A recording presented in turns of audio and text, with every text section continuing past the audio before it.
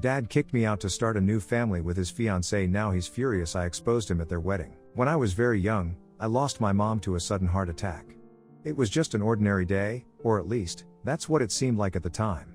I was in the kitchen with my mother. She was doing something in there, cooking, cleaning, or humming to herself while preparing meals for our family. I can't recall what I was doing at that moment, maybe playing with some toys or chatting with her about something, but I do remember the suddenness of it all. 1 minute, she was standing there, and the next, she collapsed, crumpling to the floor right in front of me. It was terrifying. I had never seen my mother like that before, so still, so unresponsive. I didn't understand what was happening. I was just a child, and my innocent mind couldn't comprehend the magnitude of what was unfolding. I tried waking her up and sat next to her, confused and scared, but got no response. I remember touching her hand, and her face, hoping she would open her eyes and smile at me, but she didn't. I started to cry, helplessly, hoping, praying she would move. I don't remember when, but eventually my dad came home and found us. He saw her on the floor and me crying beside her, and immediately knew something was wrong. He started screaming her name as he grabbed the phone and called 911, his voice shaky. I don't remember much about the paramedics arriving, just flashes of strangers in uniforms, a lot of movement, and voices that didn't make sense to me. They checked me over, making sure I wasn't hurt. I just wanted my mom to be okay and kept looking over at her. And then, the paramedics broke the unfortunate news to my dad. Mom was pronounced dead right there in our kitchen, and my dad broke down crying. My family was not the same after my mom passed away. The day we had my mom's funeral, my dad seemed utterly broken. I remember standing there, holding my dad's hand, staring at the casket, but everything else seemed distant, like I was watching it all happen from far away. People offered their condolences, but their faces and words barely registered with me. All I could think about was that my mom was gone, and I would never see her again. I didn't know how to process that. I was too young to understand the meaning of death. That night, my dad came back home and held me tightly, both of us sobbing, and I can still recall the way his tears soaked through my hair. He cried himself to sleep, holding me close as if I was the only thing left grounding him to this world. The two of us were lost in our grief, unsure of how to move forward without the person who had been the heart of our family. Thankfully, in the midst of all this pain, my Aunt Sophia stepped in. She was my dad's sister, and from the moment Mom passed, she became our lifeline. I don't think we would have made it through those first few months without her. My dad was utterly lost.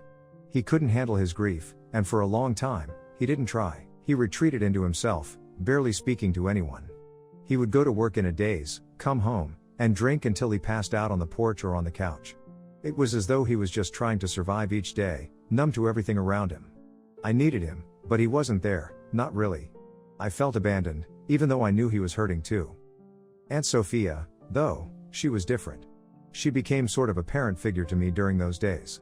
She made sure I was okay, physically and emotionally. Every morning, Sophia would come over to pick me up, taking me to school, and making sure I had everything I needed. She would pack me lunch, sometimes with little notes tucked inside. After school, she would be there to help me with my homework, sitting patiently with me at the table, even when I struggled to focus. It's not like I could think straight with everything going on, but she never pushed me, she just supported me. When I needed to talk, she would listen, and when I didn't, she would just sit with me in silence. Later during the evening, my nanny would take over looking after me until my dad could come back home. Aunt Sophia had her own life, and her own husband, but for those months, she made me and my dad and her priority. She must have been exhausted, running between her life and ours, but she never once let it show. I don't know how she did it, but she became the glue that held us together. My aunt gently encouraged me and my dad to start going to church so we could find some peace and routine in our lives. Around that time, my school also recommended that I go to grief counseling since my grades were declining due to my mental health. Talking to a therapist helped me a lot as it gave me a safe space to express the feelings I didn't know how to handle on my own. I could talk about the confusion, the sadness, and even the anger I felt, without worrying about how it would affect my dad. Grief counseling became a crucial outlet for me, and I started to understand that it was okay to feel everything I was feeling, that there wasn't a right or wrong way to grieve. And in a way, it helped me connect with my dad better, too. Because as I learned how to deal with my emotions, I could also be there for him, even if just in small ways. I have to admit that my dad, for all his struggles, was an incredible father to me in those initial years. As he began to emerge from his grief, we started spending more time together. I've heard stories from friends about how strict their fathers were, some even talking about being yelled at or hit, But my dad was different. He never raised his hand to me, never even really raised his voice. He was patient and gentle, and always tried to understand me, even when I wasn't being very understanding myself. I know I wasn't the easiest teenager to raise. I was dealing with the usual struggles of adolescence, plus the added weight of my mother's death. There were times when I was moody, distant, and sometimes even rebellious, but my dad handled it all with so much grace. He just did his best to be the best father he could. When my dad initially started dating again, nothing really came of it. Women would come and go, but nothing ever got serious enough. That all changed eventually when he met Dee Dee. He was head over heels for her since their first date. He would always come back home smiling after their dates, and I felt happy for my dad. I wanted him to find his own happiness, and if Dee Dee was the answer, then so be it. The first time my dad brought her home, I wasn't sure what to expect, but I tried to keep an open mind for his sake. From the moment Dee Dee walked through our front door, she was nothing like Dad described her, and I had a bad feeling. She didn't seem welcoming or kind. In fact, she came across as snarky and judgmental from the very start. I'll never forget the way her eyes roamed our house, scrutinizing everything like she was searching for flaws. And when her gaze landed on the photos of my mom that were still proudly displayed in our living room, her eyes narrowed and she looked pissed. During lunch, she told my dad, right in front of me, that having pictures of my mom around the house was disrespectful to her, and that if he was serious about their relationship, he needed to get rid of them as soon as possible. I was shocked, furious, even, that someone who barely knew us could make such a demand. Those were family pictures, and it had nothing to do with Dee Dee whatsoever. However, what hurt even more was when my dad went along with it. Without even asking me how I felt, he packed up all the portraits, every single one, and locked them away in the attic. Just like that, the images of my mother were hidden away, like they were something to be ashamed of. As their relationship progressed, Dee Dee started coming over more often to our place, and with her came her 2 young kids. They were always loud, wild, and had no sense of boundaries. They would break things constantly, running wild through the house as if there were no rules. They'd knock over furniture, spill food, and leave messes everywhere. And worst of all, they had no sense of personal space. I would catch them wandering into my room, touching my things without permission, and even trying to take stuff that didn't belong to them. At first, Dee Dee would encourage me to spend time with the kids, saying how this would help us become a family. However, I quickly realized that she just wanted a free babysitter who could keep her kids entertained while she and my dad could go out for their dates. I wasn't stupid, I could see what was happening, and the more it happened, the more resentment I felt towards her and her kids. I tried talking to my dad about how I felt, but he urged me to give Dee Dee and her kids a chance. He wanted me to be more open, to try to embrace them as part of our family, but I just couldn't. So I started to avoid them.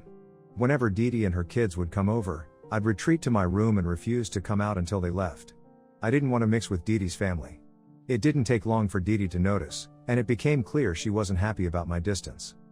One evening, after another visit where I'd barely said a word to her kids, Dee Dee finally snapped. She and my dad got into a huge argument. I could hear her yelling, her voice echoing through the house. She was furious, complaining about how I wasn't talking to her kids and that I wasn't being a good brother to them. She then walked up the stairs and banged on my door, ordering me to open up and telling me how I needed to be taught a lesson. Her audacity was unbelievable, standing in my home, screaming about how I needed to be punished like I was some delinquent child. She had no idea what I had been through, no understanding of the pain and loss my dad and I had experienced. I had never been disrespectful to her or her kids, yet here she was, trying to force me to be some sort of a brother to her kids. The worst part was that my dad didn't say a word in my defense except to ask her to calm down. It was like he was afraid to challenge her, or maybe he just didn't want to. I'll never forget how small and helpless I felt at that moment, realizing for the first time that my dad wasn't going to stand up for me against Dee Dee. Later, after the argument had cooled down and Dee Dee had gone home, my dad came to talk to me. I thought maybe he'd apologize for letting things get so out of hand or try to understand where I was coming from. But instead, he told me that the whole situation was my fault.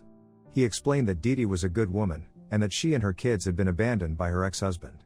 They were just looking for a stable family, and I was making things difficult by not accepting them. He said that he was happy with her and that, for his sake, I needed to at least try. I was floored. I couldn't believe that he was putting this on me, that he was expecting me to just ignore how I felt and go along with it because it made him happy. I understood that Dee Dee had been through a tough time, and I didn't blame her kids for any of it. They were just caught in the middle, like me. I certainly didn't appreciate being made to feel like I was the problem just because I didn't fit into this perfect picture of a new family that my dad and Dee Dee were trying to create. So, I argued back. I told him straight out that I had no issue with him dating Didi, and I could even live with her being around if that's what made him happy. But what I couldn't stand was how he and Didi were constantly imposing their decisions on me, as if my feelings didn't matter. I reminded him that I was his son, his family, and that he needed to consider how I felt about all of this also. I told him I wasn't interested in building a deeper relationship with Didi or her kids. I could be polite, I could be civil, but beyond that, I wasn't going to force something that wasn't there. My words didn't sit well with my dad. I could see the disappointment in his eyes. He didn't say much after that, but the very next week, he forced me to attend a family counseling session with him and Didi out of nowhere. My heart sank the moment I realized that I was being dragged into a situation where they both wanted to gang up on me under the guise of working things out. From the moment the session started, it was clear Didi had an agenda. She kept talking about how she just wanted herself and her kids to be accepted, and how I was the one standing in her way. It was like she had this rehearsed script, repeating over and over again how I was the obstacle to this perfect new family they were trying to create. At one point, she even started to cry, telling the therapist how I refused to let her into my life no matter how hard she tried. The tears felt so rehearsed, so convenient, like she was trying to manipulate us into feeling sorry for her.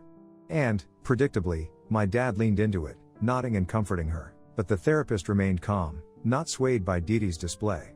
She turned to me and asked me what I wanted. It was the first time since Dad and Didi had started dating that anyone had actually cared about my perspective, and I felt a small sense of relief. I told her the same thing I'd told my dad before. I didn't want a deep relationship with Didi and her kids, but I would always be polite to them. That was as far as I was willing to go, and honestly, I thought that was more than fair given everything that had happened. Of course, Didi didn't like that. She immediately jumped in, saying how her kids deserved to be accepted and loved fully, and how I needed to stop grieving over my mother, who had been dead for years anyway, and move forward in life. Those words hit me like a punch to the gut. It wasn't just insensitive, it was cruel. She expected me to just move on as if my mom's death didn't still affect me every single day, as if her presence in my life hadn't shaped who I was. My dad, sitting beside her, actually agreed with her and told me that I needed to come out of my shell and see how wonderful our life could be with Didi and her kids as part of our family. I couldn't believe it. He had never spoken to me that way about my grief before. It was as though, in his mind, Didi had become more important than preserving the memory of my mom. His desire for this new family had blinded him to how much I was still hurting, and he couldn't, or wouldn't, see that asking me to accept this new reality wasn't as simple as just moving on. Thankfully, the therapist took my side. It was the first time I felt validated in a long time. She didn't let Didi or my dad bully me. Instead, she pointed out that they were pushing too hard, and that they weren't giving me the space I needed to process everything. She even suggested they try to see things from my perspective, which I appreciated. But, of course, Didi didn't. Her face said it all. She was furious. I could tell that being called out by the therapist wasn't something she had expected, and it didn't sit well with her. On the drive home, her anger boiled over. She started complaining to my dad, calling the therapist an old woman, and accused her of being biased towards me, since I was a kid. It was like she couldn't accept that maybe, just maybe, she wasn't right about everything. She kept going on, saying that all of this could be easier if I would just stop being stubborn. I sat in the back seat, quietly listening to her rant, trying to keep my cool. But then she crossed a line. She snapped, saying that my mom would be ashamed of me for not letting my dad be happy in his life and how I was clearly holding him back. That hit me harder than anything else she had said up until that point. She dared to bring up my mom and was using her memory to guilt me. It wasn't just hurtful, it was cruel beyond words. Up until that moment, I had held back. I had taken her words, her jabs, and her insults because I wanted to keep the peace. But this was different. This was too much. I snapped. I told her that I hated her, and that I wished she and my dad had never met. I continued to tell her that she was evil and that I did not want anything to do with her and her children.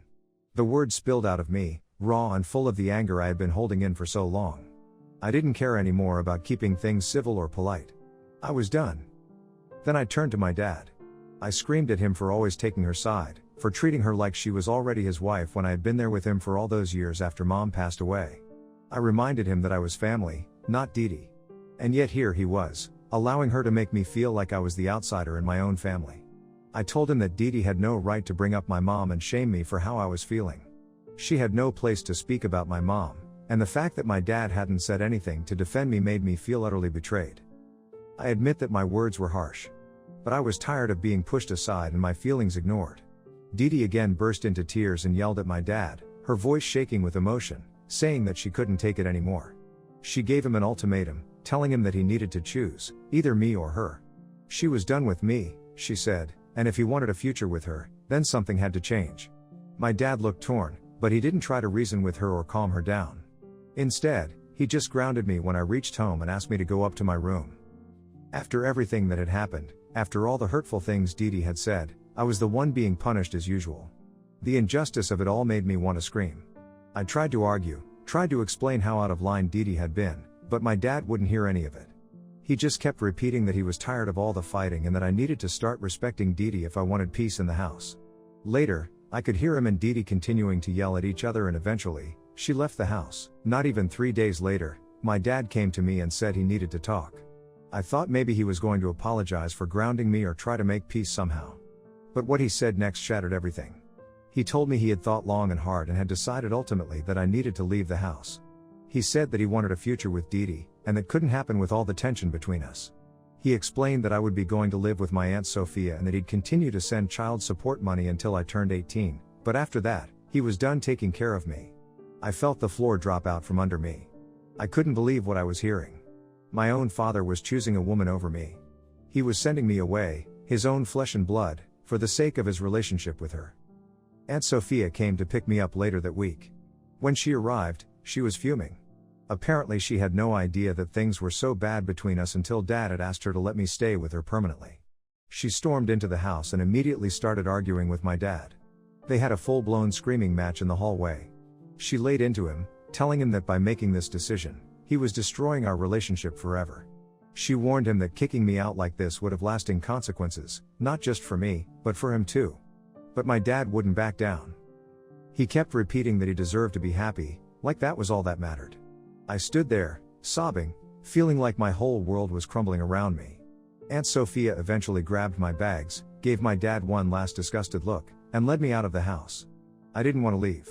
As much as I was angry and hurt, I didn't want to believe that this was really happening. But it was.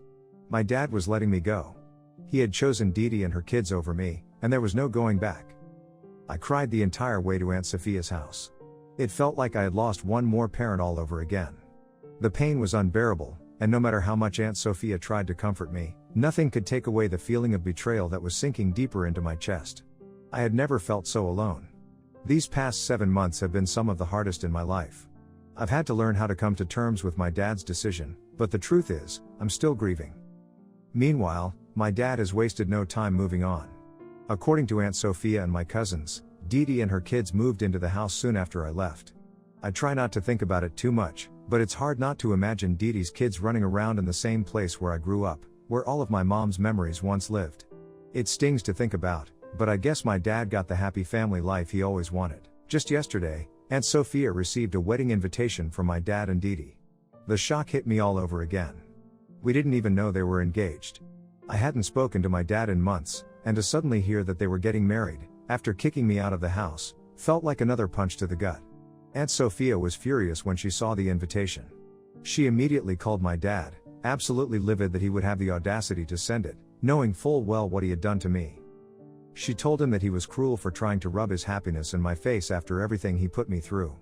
But my dad argued that he needs me to attend the wedding at least for appearance's sake, so people don't question him about my whereabouts. He had the nerve to say that my presence at the wedding was mandatory so that people wouldn't raise questions about him and his new wife. I am appalled. The fact that he has the audacity to not even apologize yet expects me to save his face in front of family and friends, makes me sick to my stomach.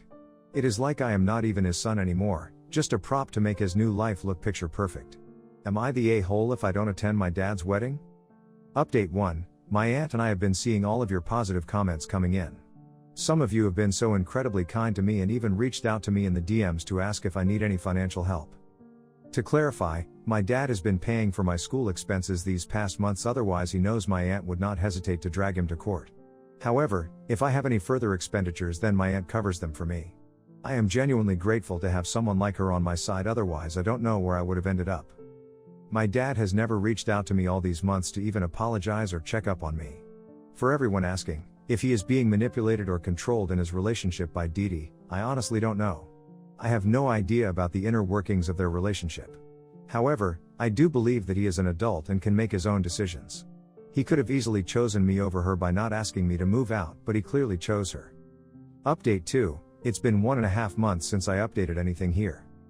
Me and Aunt Sophia went through all the comments and we agreed that the best course of action was to go ahead and attend the wedding. I wanted everybody to know the real face of my dad and his bride.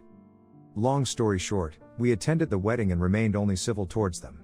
My dad didn't come up to hug me or say a word, he kept his distance, looking awkward and almost uncomfortable whenever our eyes met.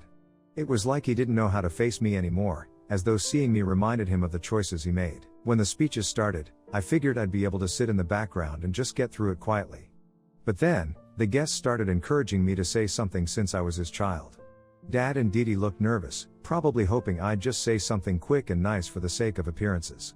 I stood up and took the mic, congratulating the happy couple with a sarcastic smile. I wasted no time telling the truth and pointed out how wonderful it must be for them to start a new life after kicking me out of the family home. I noticed Dad's face tense up, but I continued sarcastically, announcing just how much Dad must love Dee Dee since he was willing to sacrifice his own flesh and blood for her happiness, and we should definitely applaud them for that. The room went silent, and I could feel the eyes of every guest turning towards Dad and Dee Dee. They looked absolutely petrified, frozen in their seats as the weight of what I'd said sank in.